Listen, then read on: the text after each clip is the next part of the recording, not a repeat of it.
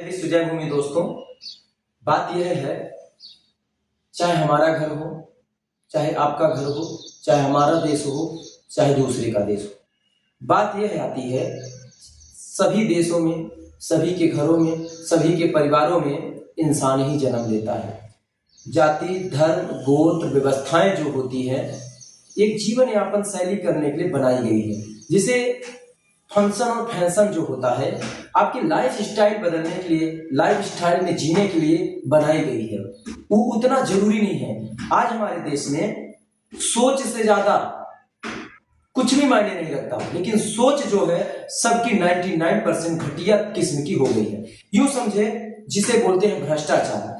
आज हमारे देश में बैंक भ्रष्टाचार, मंदिर भ्रष्टाचार, कोई भी प्रशासनिक अभियान हो या प्रशासनिक व्यवस्थाएं हो या कोई भी नीतियां हो, सारी नीतियां भ्रष्ट हो चुकी हैं। लेकिन हमारे देश में जंतर मंतर मैदान हो या राम मंदिर हो या बैंक चोरी हो, बड़ी बड़ी जो रोबरी होती है उस पर कोई बात नहीं करता है।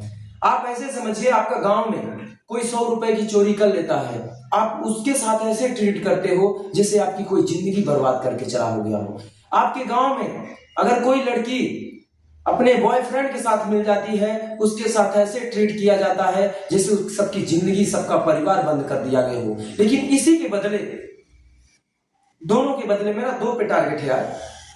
आपने देखा होगा विजय माल्या, मोहन चौकसी और नीरव मोदी, इतने कैसे कैसे लोग लेकर के हजारों लाखों करोड़ लेके भाग गए, इस पे आज तक कोई बात नहीं की जाती। अब इससे प्रभाव क्या पड़ता है नागरिकों पे, वो समझिएगा।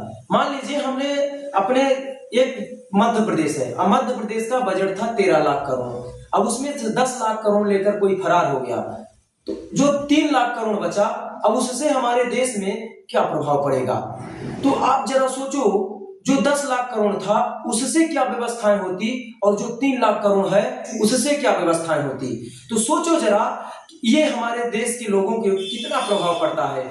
इसलिए मेरा सभी से निवेदन है, आप सभी लोग लड़ाई लड़िए भ्रष्टाचार के खिलाफ हो, चाहे वो संस्था हो, चाहे वो प्रशासन हो, चाहे कोई पार्टी हो, चाहे कोई नागरिक हो, चाहे कोई व्यक्ति विशेष हो, चाहे कोई जाति हो, चाहे कोई धर्म हो। इन पे जिस विभाग पर, जिस भी अभियान में अगर भ्रष्टाचार हो रहा है उस पे दिल खोल के आवाज उठाए। आवाज तो तब आप उठा पाओगे जब आपके अंदर खुद भ्रष्टाचार की विरोध, भ्रष्टाचार से आपको बुरा लगता होगा।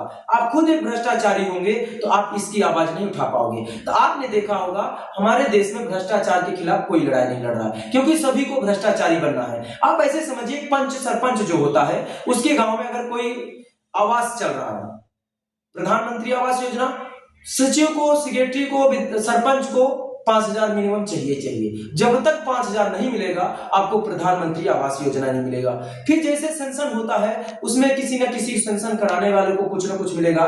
तो ले दे करके अगर वो 1.5 लाख चला था, आपके कम से कम प्रधानमंत्री आवास योजना में आपको 1.5 लाख में 1,30,000 भी मिल जा रहा है। कुछ ऐसी संस्थाएं हैं, जैसे मान लीजिए आपका बच्चा क्या बनता है, आपका बच्चा क्या बनता है।